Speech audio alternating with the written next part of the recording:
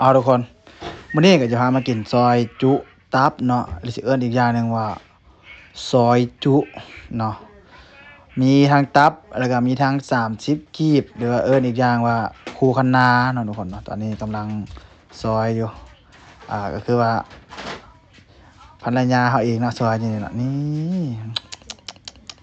ตายตอนนี้พุ่นน่ะโอ้ยพุ่น วันนี้มาแตงแจ่ววันนี้นะนี่บกเพชรแล้วก็บกเพชรเกี่ยวได้เหรอใส่เป็นนัวใส่3 บวงได้เหรอเนาะหมักนัวเด้หมักนัวก็ใส่หลายแล้วหมักบ่หมักนัวก็ใส่น้อยเนาะใส่เกลือหน่อยนึงใส่เกลือมาแล้วนั้นเราต้องมาใส่สิ่งที่สำคัญคือว่าขาดไม่ได้คือปลาแดกทุกคนปลาแดกนี่ปลาแดกจ้ะเนาะบางคนก็สิคั่วเนาะปลาแดกเนาะเขาจะเอิ้นอ้อเนาะค่อยหั่นอ้อแล้วเนาะค่อยน่ะอ้อเจาะละนี่มักขมก็ใส่บีตึมอีกนี่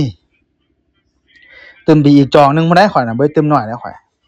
จองนึงบ่แล้วข่อยมักขมแล้วข่อยกินแบบว่าเอาน้ำลายเหยยืดๆพุ่นนะอากินแล้วน้ำลายเหยยืดๆพุ่นแหล้วแนวมักขมจังได๋เนาะบ่หลายเรื่องแล้ว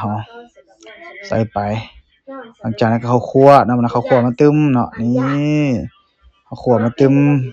ใส่หลายแฮ่งดีข้าวคั่วมันเป็นอย่างยืดพุ่นนะข้าวคั่วเนาะนี่ใส่ข้าวคั่วมาแล้วใส่ข้าวคั่วแล้วก็ใส่หอมอันนี้หอมมาแล้วคอยคนมันเข้าเกลือแล้วเป็นนัวเป็นหยังเปื่อยเนาะเอามาชิมเบิ่งมาเนาะคนแล้วหลังจากที่เรามาคนมันนี่เห็นบ่คนบัดนี้เอาคนคักๆคนมาเข้ากันหมดแล้วคนเข้ากันแล้วก็จะได้มาชิมมันเนาะนี่ขอก็จักตอนนึงเอาลองทางเนาะลองทางก่อนนี่ลองทางลองเบิ่งกั้นใจพนักงานนี่เอาบ่เนาะอับบามใจป๊าดติโถหนวดกับบ่หนวดจักได้ตอนใดในงานนี่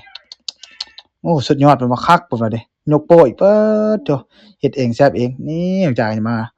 ใส่ก่อนงานนี้บ่หลายเรื่องเว้าหลายนี่กำลังสิใส่เลยป๊าบบ่เก็ดหอมเอาเลยงานนี้เอาคักเลยมึงรอบ4เดือนเนาะได้กินเทื่อนึงรอบ4เดือนนี่เห็นบ่อีกบัดนึงเอาสดแจ่วงานนี้สดแจ่วใส่นี่เอาเลยจัดการ1 2เอาคักเอา1 2 3บอมใจปาติโตย่ำจนบ่ได้คำน้อยโพดระวังย่ำนวดเด้อไอ้ผู้บ่าวเอ้ยเพิ่นน่ะเอากินกันเด้อเว้าหลายเนาะเพิ่นก็ย้านนำนั้นบ่น่ะ